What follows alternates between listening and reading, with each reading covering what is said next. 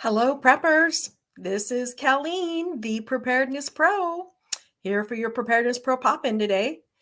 So the last that I have checked, Milton has hit land. It's made land, and it's starting to whip some things up. So our prayers need to continue in earnest and fervently to go out for those. If there are reputable sites that you know that you can donate to, where people will actually get the help, by all means, donate to them. I mean, that's all that we can do right now. There's still a lot of whipping around that's going to happen before we know just how bad off people are going to be, and we still have people, in dire straits from the last storm that came through. So we'll just have to see. Today's an interesting one. Today's a hat day for starters. I don't usually do hats, but it's just one of those days where too much going on, too much to do. Didn't want to take time to do the hair. So there'll be plenty of that when the days of prepping going on. So lots of that. This is real life. All right. So what we're going to talk about today, as I've just finished consulting with a client, and ironically, they were sort of in the storm's path. They weren't negatively impacted, other than without power for a while, and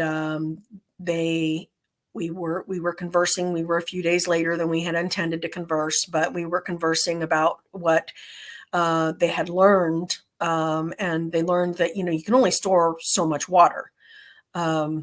I've stored up enough for a year for me, but I don't have enough for people coming over in need of it either. So because, like I said, you can only store so much water. It's just not practical. And even then, I'm not storing enough water. I'm storing enough water for the dishes that I intend to make for a year, and for hygiene, and that's it. So it's bare minimum. So obviously at some point you need to be able to get more water, and with getting more water, that means filtering more water. And so water filtration is prevalent on the minds. And so we had an interesting conversation about a particular water filtration company. And so I'm taking the gloves off, and I'm not going to be scared that I'm going to get sued, because they're welcome to have my essential oils and my preparedness supplies. That's really all that I have that's of great value, other than my brain. I'm stating my opinion here, and I'm stating things directly from their own site, and I'm using common sense. And if they have a problem with that, then fine, they can sue me. But I am concerned with not only how this client was initially, they're set straight now, but I was concerned with how this client was initially bamboozled into thinking, because of marketing, and it's all marketing, because of marketing, that this company was the best and had to be the best out there. But there's a lot of other people that I've been reading on sites, and I know I'm going to get some flack for this. I know I'm going to hear people say, well, I've been using this for years and nothing's ever happened. And I used it way back when, and in the midst of South Africa, and never got diarrhea or anything. And folks, that's not science, that's circumstance. And there's a big difference between science and circumstance. And my approach today is going to be science-based and logic. And that's all. I don't have a bone to pick. I don't have a dog in this fight, other than I care about my readers, and I want them to choose wisely. I care about my clients who pay me good money to give them sound advice, and to give them alternatives if the way that they're thinking is not the right way to go, or may not be the right way to go. There's just risks, and I point out the risks. And aren't we all about mitigating risks? So in the world of preparedness, with something as essential as water, why would we take on risks if we don't have to? I mean, that makes sense to me. Now, I realize that this unit it's not cheap. It's one of the most expensive out there. And it's more expensive than units that do significantly more. Reverse osmosis does significantly more. than this unit, but it's significantly more expensive. And the replacement filters are an arm and a leg. So we're going to talk about, here we go, we're going to talk about Berkey today. And this has absolutely nothing to do with their lawsuit, nothing at all. In fact, truth be told, I think that they're being absolutely railroaded on their lawsuit. The EPA is just picking a fight to want to label them and their product as a pesticide is absolutely insane. It's asinine. Just because there's silver in their product. The silver is not to filter the water, by the way. The silver is to treat the medium, which filters the water. Let's be clear on that. But to say that silver can only be classified as one thing and one thing only that's ridiculous. And the EPA is just once again stepping out of their lane. So this has nothing to do with the lawsuit. I don't think that lawsuit has any merits. I think that Berkey does need to sue the EPA, which they are doing. They've got congressmen helping them as well, and I think that's about as smart as they can be. I just hope that they're able to take care of things before they end up going out of business because of this nonsense. Because I think capitalism needs to continue strong in this nation in order for this nation to remain strong. But having said that, as a product, and the claims of the product, I have my doubts and I have my concerns. So let's talk about that, okay? So first and foremost, my biggest gripe is that Berkey does not subject themselves to the NSF standards. They refuse to do so.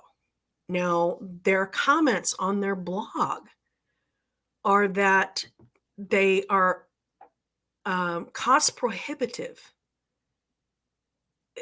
That just sounds like a smokescreen to me. You charge more for your product than any other gravity-fed product like yours, and you do just fine and dandy with sales, and you've got everybody and their dog, buying your product in spite of a lawsuit, and yet you feel like it's cost prohibitive to subject yourselves to these standards in science and testing, like all the other water filtration systems out there do, nearly all the other.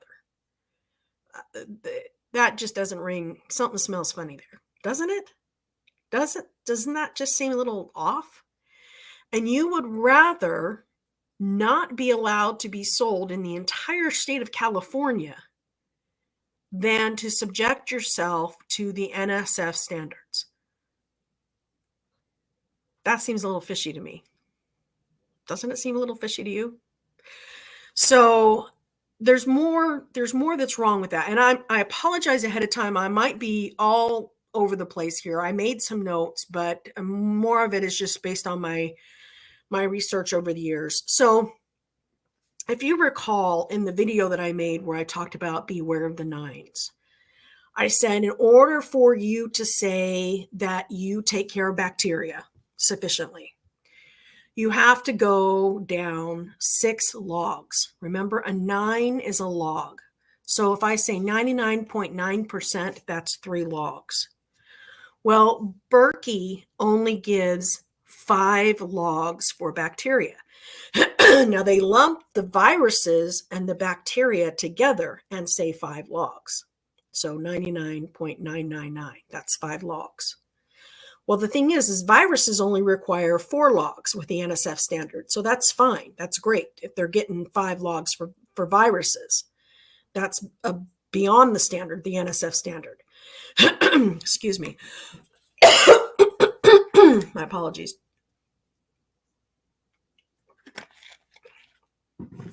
But they're not going far enough for bacteria.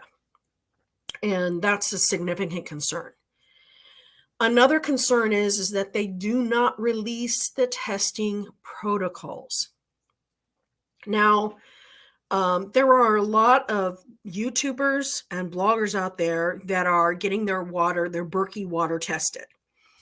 And some of them are pseudo pleased. Some of them are getting, some results that they're really shocked about and not happy about. We'll talk about that in a little bit. But some of them are pseudo pleased because bacteria is quote unquote not detected. Well, if you recall in the video that I made previously about beware of the nines, undetected or not detected is not a scientific conclusion that is acceptable in the NSF standard. You cannot have undetected or not detected. That is not an acceptable conclusion. You must use the nines. You must use the logs. So you have to report your conclusions based on logs. So these people that are using these third-party companies out there, in fact, there's one in particular that doesn't actually do the testing themselves. They farm it out to other testing agencies, which you have no control over. But the reports that they're showing on their screens and in their blog articles are saying not detected. That's not okay. That's not a scientific result. For it not to be detected, for all you know, they only went 2 logs out. You have no idea how many logs out they went. So don't rely on those reports that you're getting back. Also, the phrase tested to those standards isn't the same as meeting NSF standards. And there's a couple of ways that that's the case. It's the same reasons why you don't buy body armor that's tested to XYZ standards, okay? You don't mess around with that. You need to use the exact same standards. Tested to those standards is not the same. So they're also only using 3 logs for fecal matter when 4 logs is the standard with NSF. That's one of my biggest concerns. So again, not an NSF standard. So I think that it smells funny because it's supposed to smell funny. There's just somebody who's just that adamant and that insistent to not submit to NSF standards after all these years, making money hand over fist. It just does not make sense. The interesting thing is there's a spinoff of Berkey filters. And Berkey filters have submitted to NSF standards. Obviously, they've cut a corner somewhere in the spinoff. Otherwise, they wouldn't have any reason not to submit to NSF standards other than it being cost prohibitive. So they refuse to submit to the NSF filtration standards. The World Quality Association, they won't submit to those either, or the IAPMO. We haven't seen mention also of any Berkey filters that have met the requirements for NFS standard 401. By the way, NSF has specific standard numbers. NSF standard 53 is one of the big ones that everybody's touting about that they refuse to meet. That's a big one. But NSF standard 401, which includes contaminants like microplastics.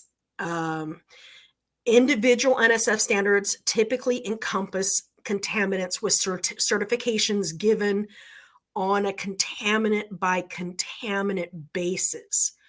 For example, the NSF standard 53 can include contaminants such as lead, PFAS,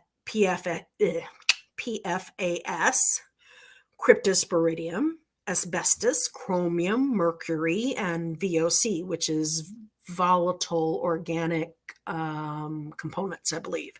But each contaminant must be certified individually. So a product may meet NSF 53 standard for lead reduction, but not for chromium reduction. Even though NSF 53 includes both contaminants, the claim that a standard is exceeded without specifying contaminants is useless. So that's, again, the reason why it's ridiculous that they don't release the testing protocols on what they do. If you go to the Berkey website, you will find that they claim to have multiple tests done by, quote, EPA certified labs and universities. Do you really think that the EPA would be having such a beef with them if that was the case? I think that that's why they're being pursued by the EPA. They had to have ticked somebody off somewhere to be on the radar of the EPA like this, for them to be singled out like this, because there's other companies that are just like Berkey in terms of their claims, but not being singled out like this with the EPA. So they had to tick somebody off, but that's just my supposition. That's just an opinion. The black Berkey filters on the website say that they've been tested by several EPA accredited laboratories, including the Department of Toxicology and Environmental Science at Louisiana University. That sounds impressive. Spectrum Labs and the University of Phoenix. This extensive testing confirmed that the Berkey purification elements far exceed EPA and ANSI-NSF Standard 53 protocol. They actually don't show results from any of the departments and laboratories. The only tests that they have from their website are actually from Envirotech laboratories, Analytical Services, and the County of Los Angeles Department of Agriculture. That's it. It's interesting to note, though, that both the Envirotech Laboratory and Analytical Services are both certified through the NELAC Institute. That's not EPA. That's NELAC Institute. That's completely different. While these may be accredited laboratories, none of them are accredited certifying agencies. In other words, none of them are accredited to certify NSF standards. Make sense? In other words, it's like saying someone's a 5-star Michelin chef, but all they've really done is worked as a sous chef, or maybe not even that high up. You know, they were a prep chef in a 5-star Michelin restaurant. They didn't actually play a role in the 5-star meal. They don't know how to create and conceptualize the 5-star meal. There are certifications necessary in order to do the certifications. And I'm going to get to some of that in just a second here. In Berkey's case, the laboratory procedures that were conducted were not nearly as thorough as those used in product certification. Any claims of NSF standards, patently untrue. And I'm being kind here, but you have to be certified to actually certify NSF standards. You can't just say, well, we're a laboratory and we see this list of contaminants and we're going to check against the list of contaminants and ta-da, they've exceeded NSF standards. That's not how it works, folks. Here's another claim I found on that Black Berkey says. They say Black Berkey purifier elements achieve an incredible, this was on one of their distributor websites, 99.99999% reduction of contaminants. That's 7 logs. Independent lab testing proves removal of not only pathogenic bacteria, but even organisms as small as viruses, a level of performance unmatched by other systems. This extreme purification, called 7-log reduction, means that not more than 1 part per 10 million of the contaminant remains in your water. Problem. They don't tell us how much was in the water to begin with. They don't divulge contact time either. You expose a living organism to carbon long enough, you could eliminate it. They don't talk about that. Furthermore, elsewhere on their site, they claim, this is again on their page, explaining that the filtration specifications, some of the contaminants are claimed to be removed at the log reduction of 4, 5, 6, and even 9 logs. Do you know what a 9-log reduction means? It means they're claiming that the contaminant is being reduced down to 99.999999999. Well, at least they didn't try to say 100 because that's scientifically impossible. I do not know of any laboratory, NSF included, that is certified to evaluate down to 9 logs, for starters. And I've done a lot of water research, you guys. This is something I geek out about. This and alternative health and kitchen, those are my jam. I don't know of any lab that goes that far. One of the key difference in these laboratory tests versus those required for certification is the length of the filter tests. Certifying agencies conducting testing on an at-home water treatment, they have to do that through the full lifetime of the filters. So what does Berkey claim? Let's look here.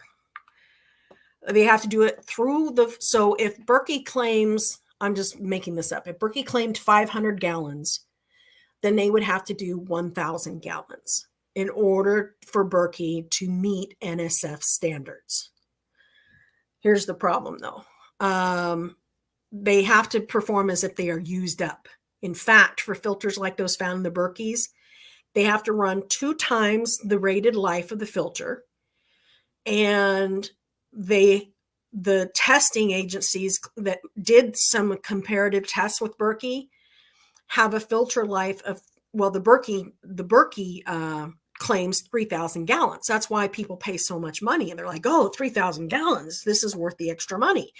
And I even read somebody saying, dollar for dollar, I get more gallons of water out of my Berkey filters. And so those filters are actually less money than XYZ person's filters because I get 3,000 gallons. Well, that's true if you get 3,000 gallons. But we don't have any lab tests to confirm that. The lab tests would actually need to run up to 6,000 gallons to provide evidence, scientific evidence, now we're talking, of effective contaminant reduction to meet the NSF standards. Out of all the lab reports posted that even specify test length, and those were few and far between, the longest test run out was, get this, 200 gallons. 200 gallons. That's why I have a lot of respect for Patriots Pure product. Is they say it's 200 gallons. That's what they're tested for. That's what they're going to hang their hat on. And they don't make any apologies about it. They are willing to say that this is what it is. That's a lot of water, but we know it's going to work at 200 gallons. Bless their hearts. They're not trying to overestimate. They're saying this is what our product's worth, and it's 200 gallons. Whereas Berkey is trying to say 3,000 gallons. There's nothing proving that. Nothing. Not even with their own independent tests. That's only 3% of the required volume for a certification for contaminant reduction, folks. Most of the lab tests were done with far less volume. In fact, one of the labs only ran 2 liters of water through the Berkey before testing. 2 liters. How do you feel about that? Does that make you feel warm and fuzzy about Berkey's claims? I'm not trying to paint them as these nefarious criminals. I'm just saying, why would you risk when you're all about mitigating risks? And this sounds like a risk that doesn't need to be in your household. Envirotech prepared their test solution, the NSF standard 53, but did not run the 6,000 gallons of contaminant solution through the filters. They reported that the filters gave exceptional performance on the lead in the test, but corroborating their own finding, there was a problem with that. They stopped meeting the NSF removal standard after approximately 1,100 gallons of filtering, barely more than a third of the 3,000 gallon. Now you may say, well, yeah, but at least that's 1,100 gallons. It's not 200 gallons. Oh, okay. We still have a claim problem. We still have somebody making claims in writing that can't be refuted. They're on their websites. They're on their distributors' websites. and there's nothing to back them up, and they're false. And this wasn't even one of Berkey's testing. This was one of Berkey's distributors. LA County followed a separate EPA protocol, which involved passing just a single 2-liter samples. So let's not be that impressed with LA County. In fact, I find it interesting that California will forbid Berkey to be sold in California, but is A-OK with Roundup. Go figure. Young County also found that black Berkey filters removed chloroform to its test standard, in its case, greater than 99.8%. Okay. Greater than 99.8%. You know what the test standard is for chloroform? It's not 3 logs. The only thing that's 3 logs, folks, is protozoa. I can't remember what it is. I think it's 4 logs. But I don't have all the logs memorized. I have my cheat sheet, but it's somewhere else on my computer, and I don't want to leave it right now. So are you catching this? Berkey claims that the black Berkey filter element had extensive testing at state and EPA accredited laboratories and far exceed EPA and NSF standard 53 protocol. But in reality, the tests that they are using to justify their contaminants removed specifications do not at all exceed NSF 53 protocols. So what Berkey is doing is similar to a car manufacturer. I love this analogy I read.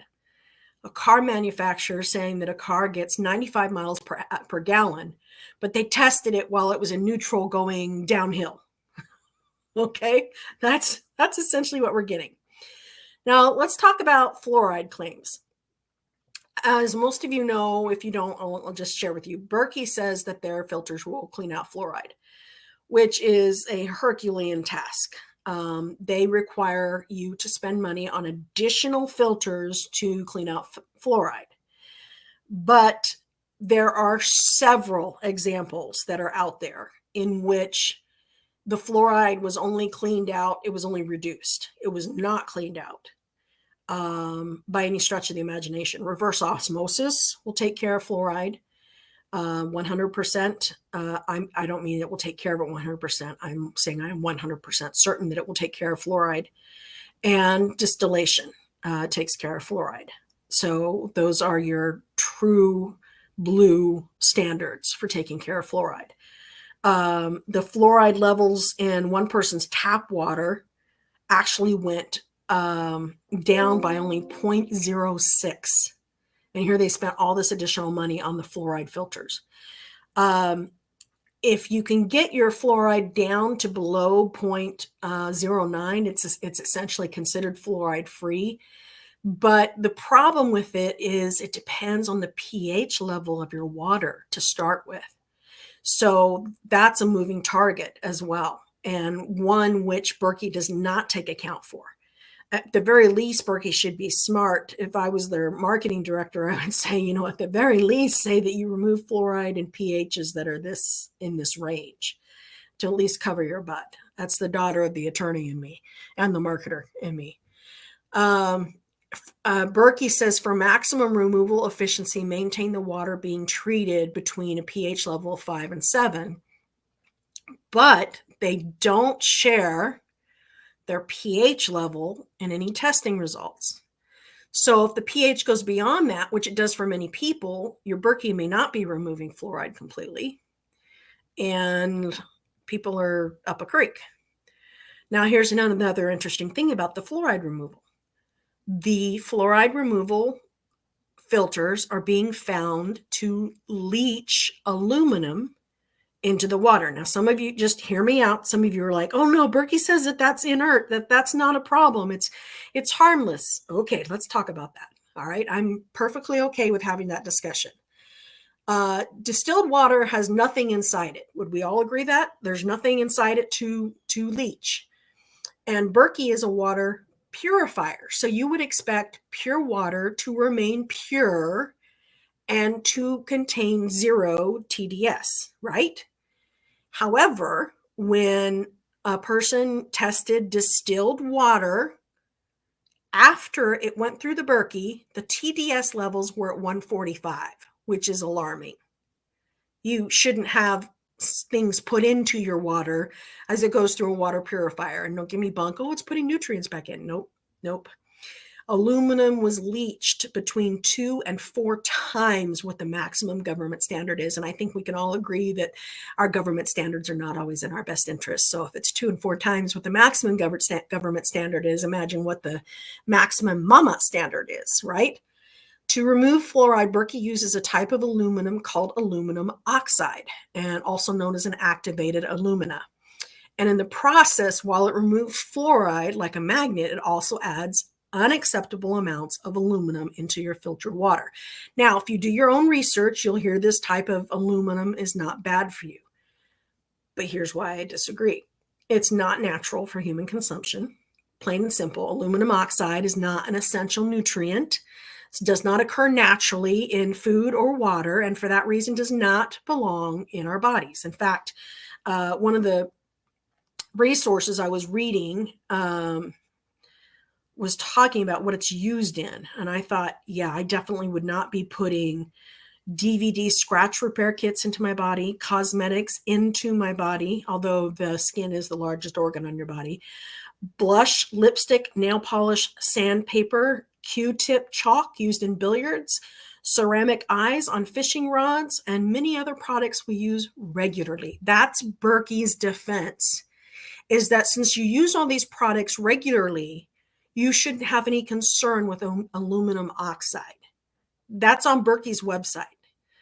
And they say, quote, there are no known bodily functions that react with aluminum oxide. Hence, it has excellent biocompatibility, and justify its use by mentioning aluminum oxide in it. It talks about orthopedic products that use aluminum oxide, such as hip and knee joint replacements. I don't eat those, though. They don't go through my digestive system. I know that the parts are still absorbed. Airplane parts use aluminum oxide. Yep, I'm going to just chew on those for a little bit. So let me scale back a little bit here. Aluminum oxide is not water soluble. And when it comes in contact with water, it becomes chemically inert, is Berkey's position. But what happens when it comes in contact with acid? Have we looked at that? You know, like the acid in our stomachs. From small amount of research and scientific opinion out there, there's some forms of aluminum oxide that could potentially react in our stomachs. Furthermore, it does not all get excreted through urine, and some of it does get stored and circulated in our bodies. So what does it do in our bodies? I don't know. I don't have the answer to that. It's not properly studied. Neither was Roundup. Either way, it seems like an unnecessary risk.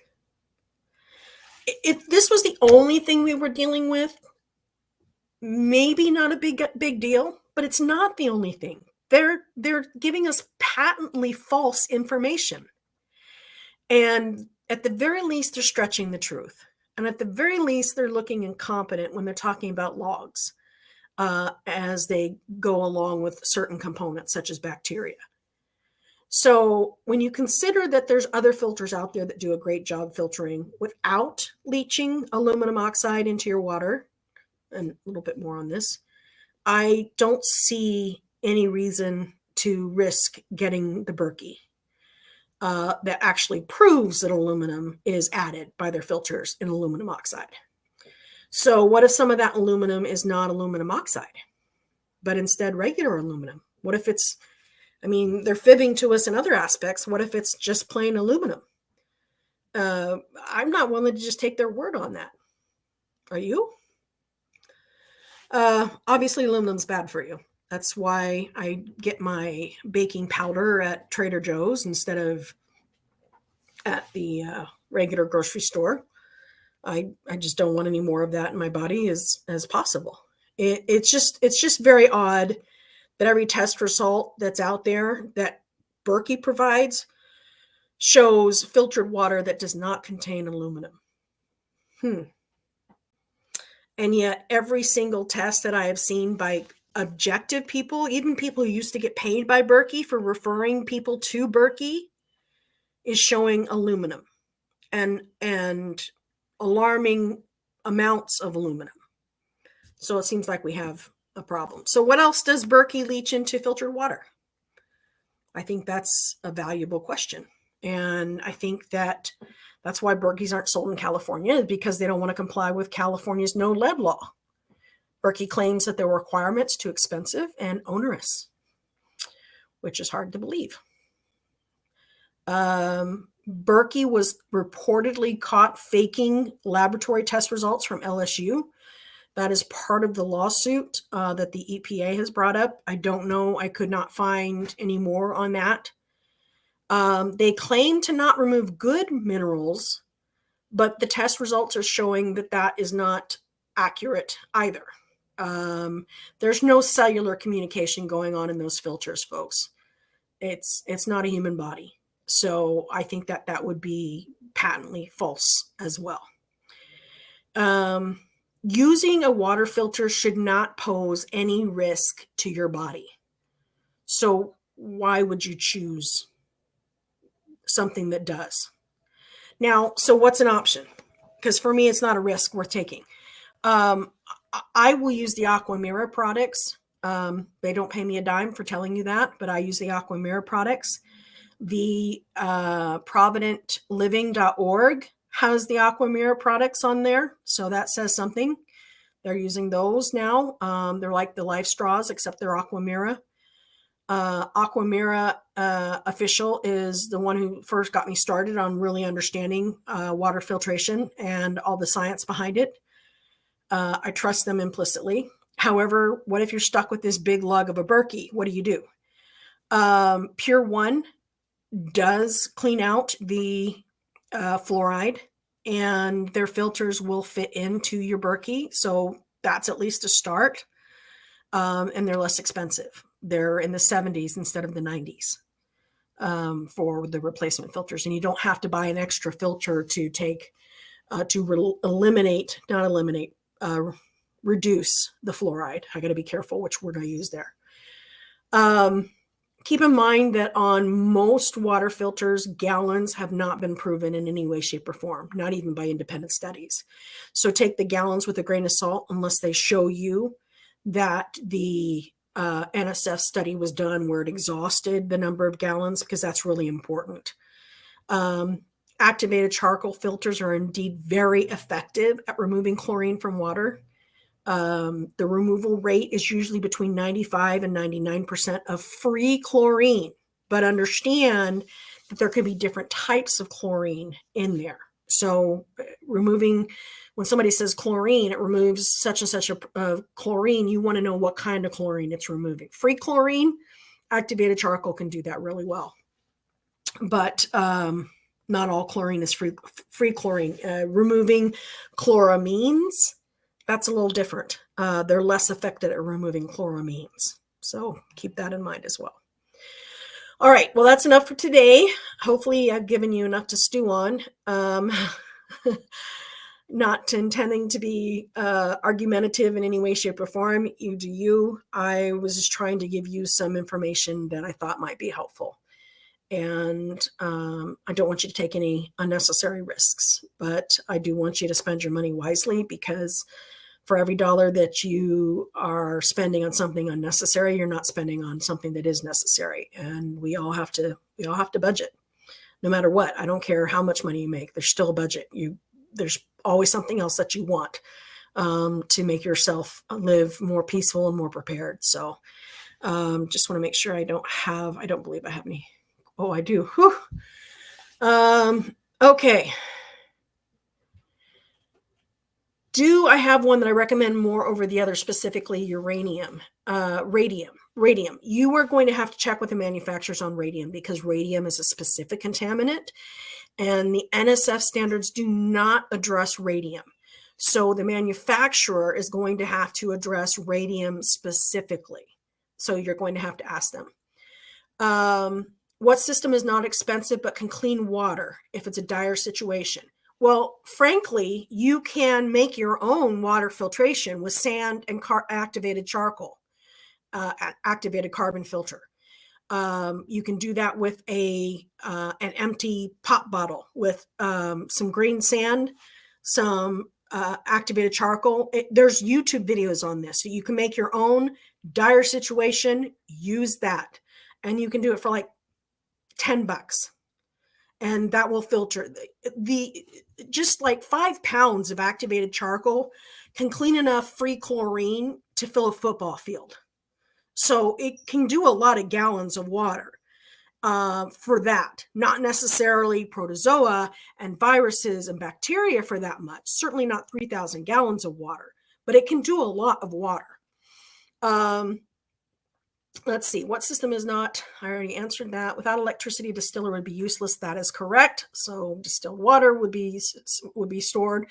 I don't know of any non-electric distillers, so you would have to use the solar-powered recharger, and there is a distiller out there that can be recharged, which is wonderful. Just found that one out.